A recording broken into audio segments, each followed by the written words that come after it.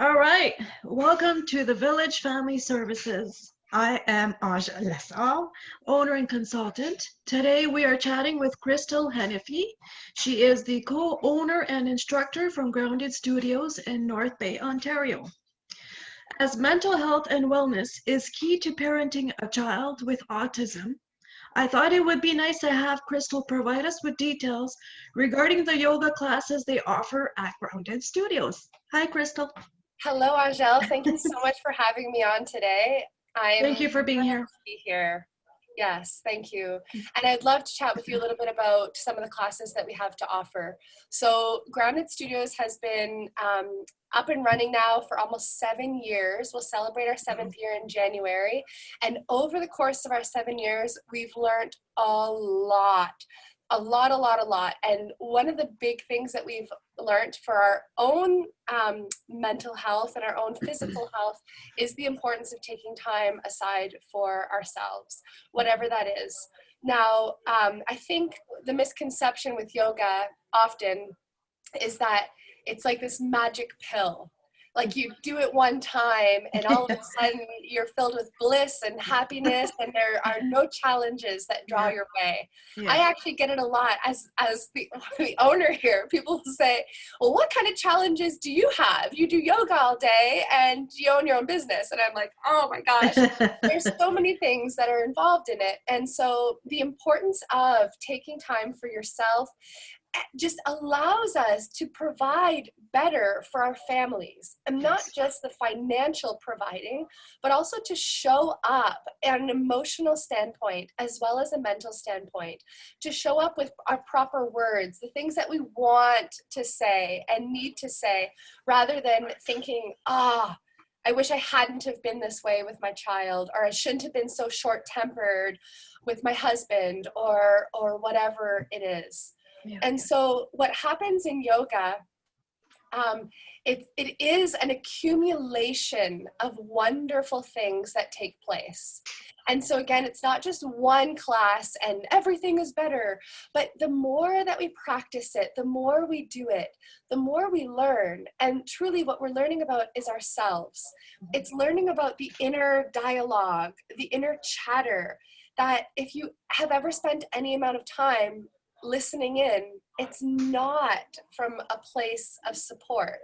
Our minds are not generally being supportive of ourselves. It's usually telling us that we're not good enough, we haven't worked hard enough, all this is my fault, whatever. It goes on and on. And so slowly but surely, if we don't give up in the yoga practice, we get to chip away at that sort of stuff and get to better familiarize ourselves by what does go through our minds. And so for me, at the beginning, I said it's not like a magic pill.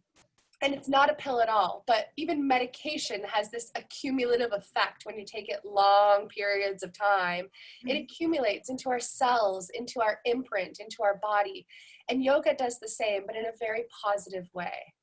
And so what I wanted to speak with you today is about a full family idea, approach to wellness. And it's not selfish.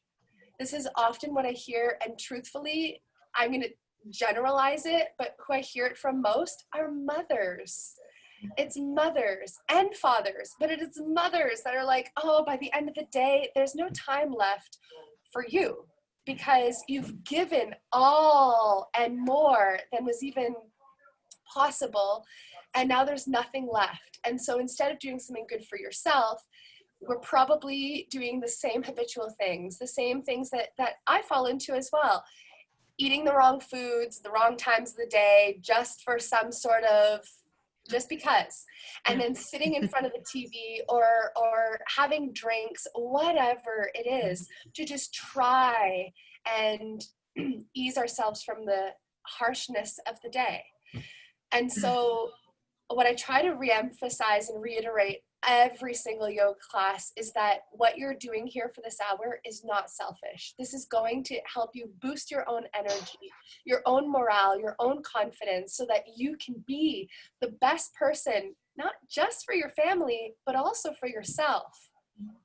And, it's like the airplane. If the airplane's going down, they tell you every single time you board, Don't put the mask on the person beside you. Do it to yourself first, because if you're low oxygen, going hypoxic, you're not going to be able to help your child or the person next to you. So do this for yourself first, then you're ready to go for the person beside you. Mm-hmm. And so what we have to offer right now, and probably what would be the most versatile, is that all of our yoga classes have gone virtual, which means now the excuses of, I don't want to leave my house in the middle of winter when it's late at night, are gone. You don't have to leave your house anymore. That's great. And yeah. Yeah. Truthfully, like, I don't want to talk about the pandemic, but if there's one really good thing that the pandemic has done for us, is that it's pushed our comfort zones. Yeah. And it made us push into a virtual platform that we've never had and never would have had. Yeah. We weren't going in that direction. Yeah. And now I honestly sit in front of you and I'm so proud to say that our classes have gone 100% virtual. So this is everything from our chair yoga practice to everything else that's on the schedule. The reason that I wanted to talk about chair as well is that it's such a great place to start.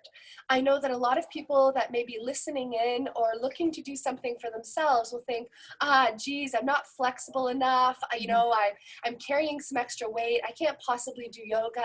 I hear it. I'm hearing it right now, Yeah. just by people thinking about what a yoga practice is like. And we need to be able to cut the ties to what our brains think it is, or think how we have to be, and actually just do it. We just need to do it.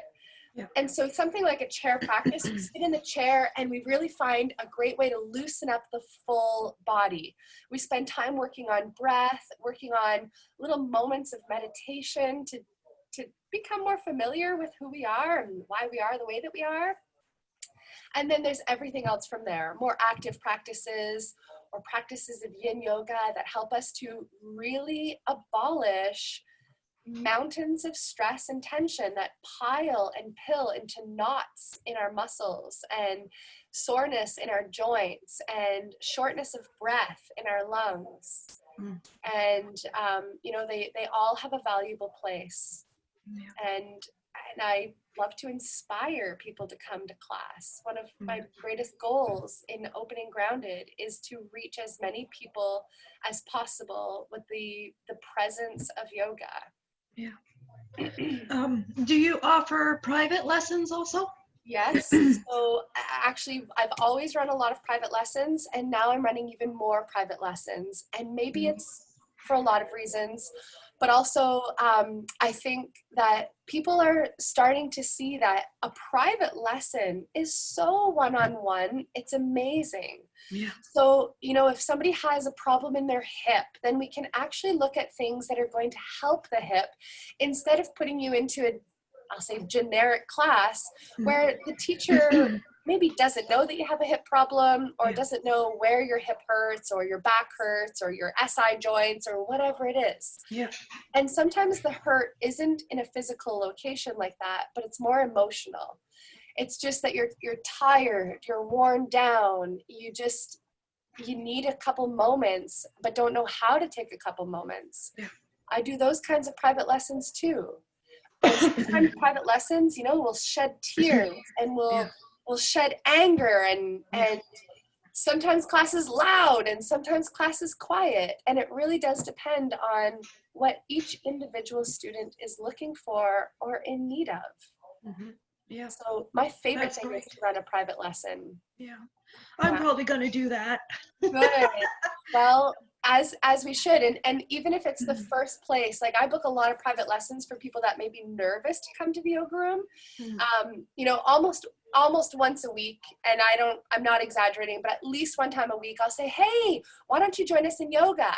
A parent maybe walking through watching their child in martial arts, and they'll say, oh, I can't do yoga. I can't even touch my toes.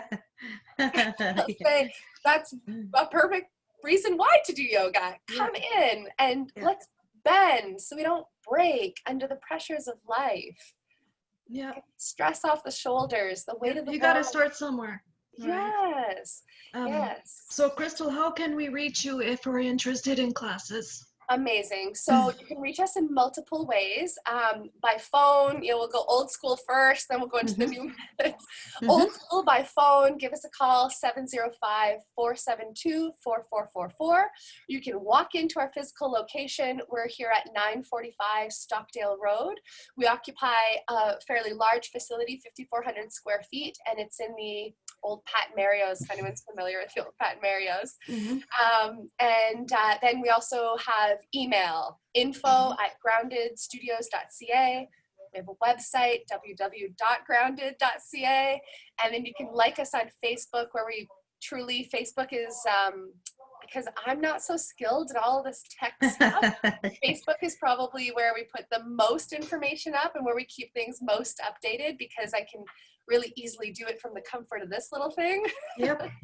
And then Instagram as well. And our name on both of those is Grounded Studios. And so like our page and follow us so you can see the different events that are happening.